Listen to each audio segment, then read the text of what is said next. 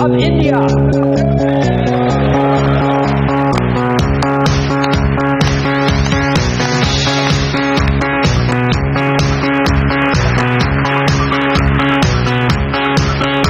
India is the future human resource powerhouse of the world with a young, hard-working population. GDP growth, foreign exchange reserves, and investors' confidence have all increased.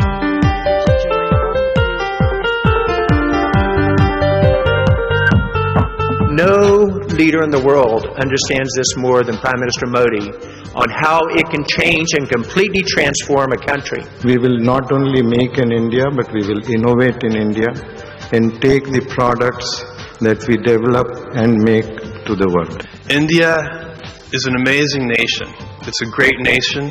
When I peer into the future of India, what I see is unlimited India.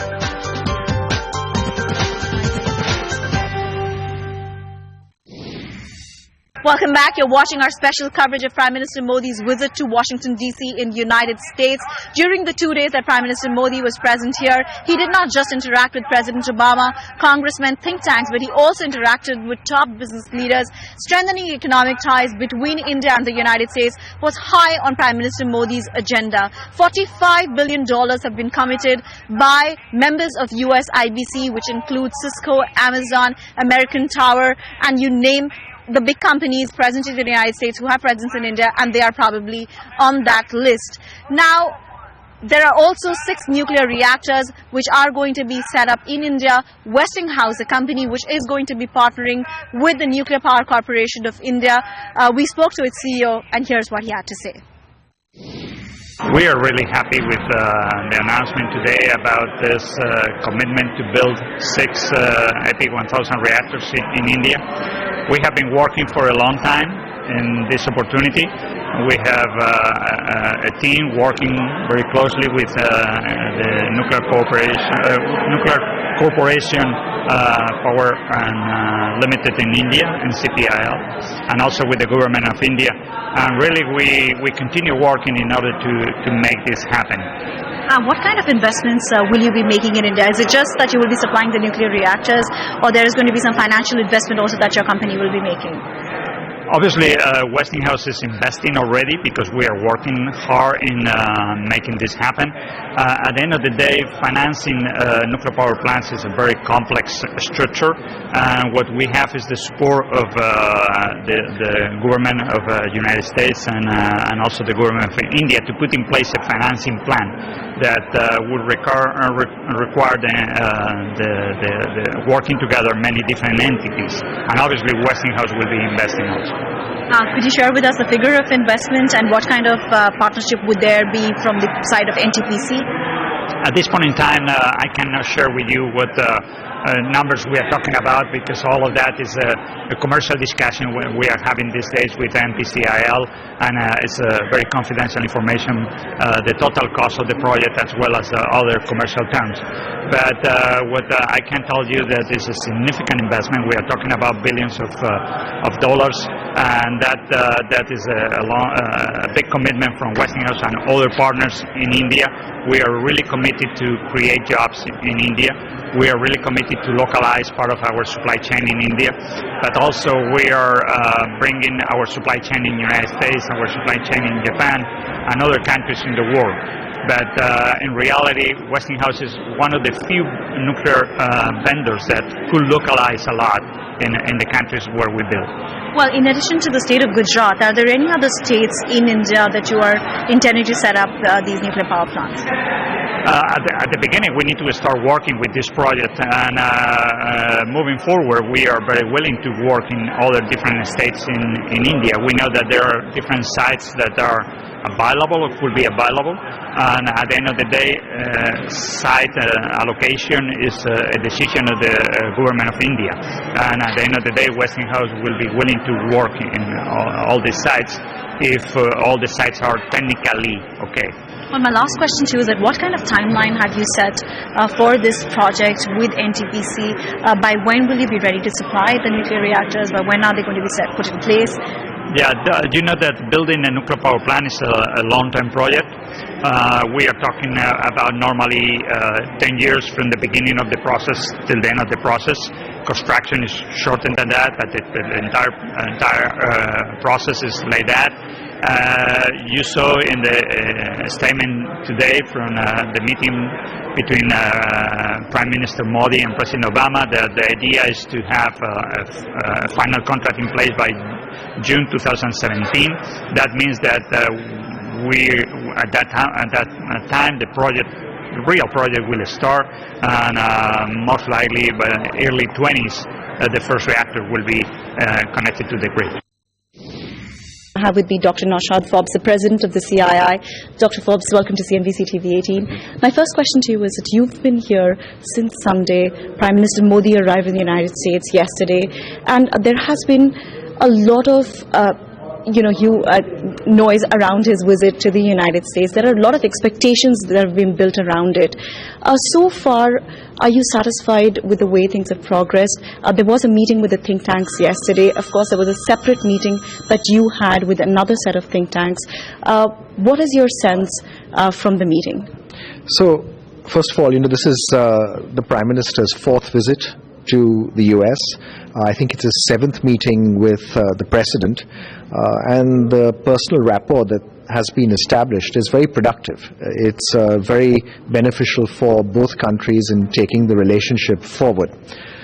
One of the discussions that we had at our meetings yesterday was that the strategic and defense cooperation is really moving ahead very well, because that's really within the control of the two governments.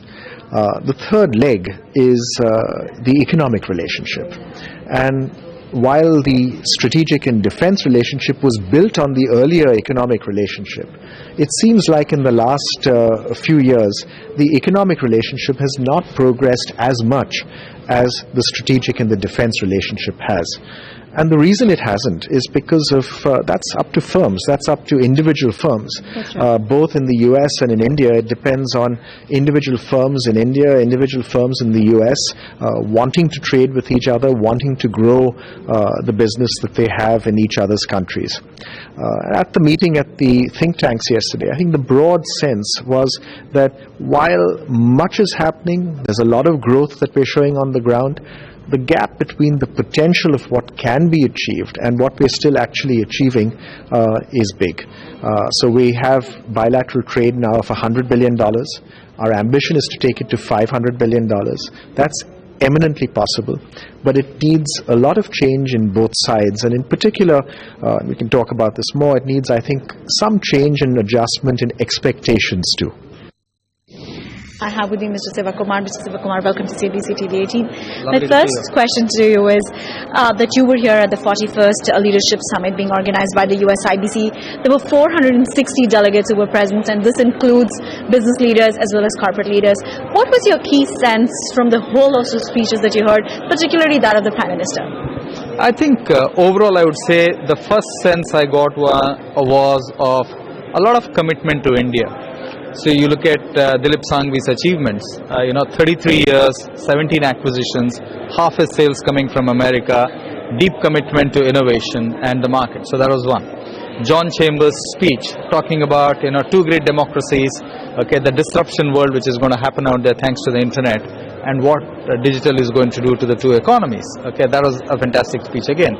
Then Jeff Bezos' speech, a $103 billion company, committing itself to another $3 billion investment in India.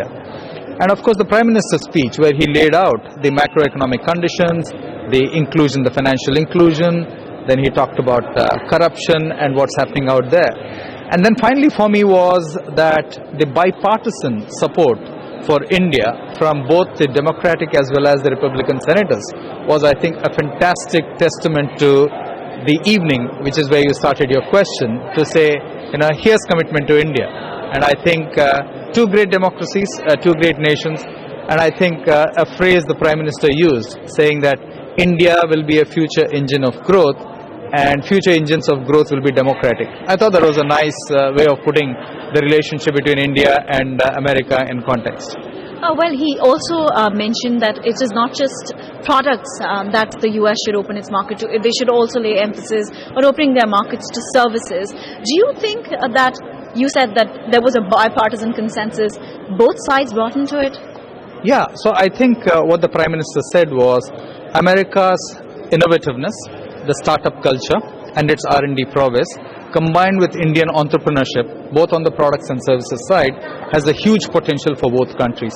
And I think one could see that, yeah. I have with me Mr. R. Chandrasekhar, the President of NASSCOM.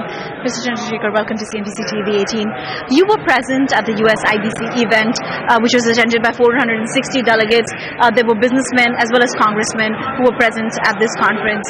Another key feature was that there were people cutting across, Republicans as well as Democrats who were present here. And there seemed to be an equal endorsement of what Prime Minister Modi had to say. What were your key takeaways from the speech that Prime Minister Modi made and also the speeches that were made by the business leaders? I think the Prime Minister has been very successfully able to convey to the members from both parties, as you said, the kind of steps that have been taken in India, the kind of stable economic growth at a high level of about 7% growth rate that is being delivered in India. Incrementally over the past 2 years, have you seen an environment which was more open to Indian services, particularly software services, service providers to come in, partner with organizations in the United States? I think it's well known that there have been certain steps which were taken in the US which were detrimental. It was really not at all clear why the IT industry should be penalized in that manner. But what made it worse was that it was discriminatory because it applied only to Indian companies. So these are the kind of retrograde steps which do constitute roadblocks to the potential that exists, and that's the reason why I think it was referred to by the Prime Minister that earlier the Prime Minister had spoken to President Obama about it. In any trade and economic relationship, it's a two-way street. And while on the one hand India has been placing a number of orders and providing business to US companies, whether it is in the area of energy or in the area of a lot of different areas, defense in particular, for example. So these run into massive sums of money. Now, and that certainly adds to employment in the US.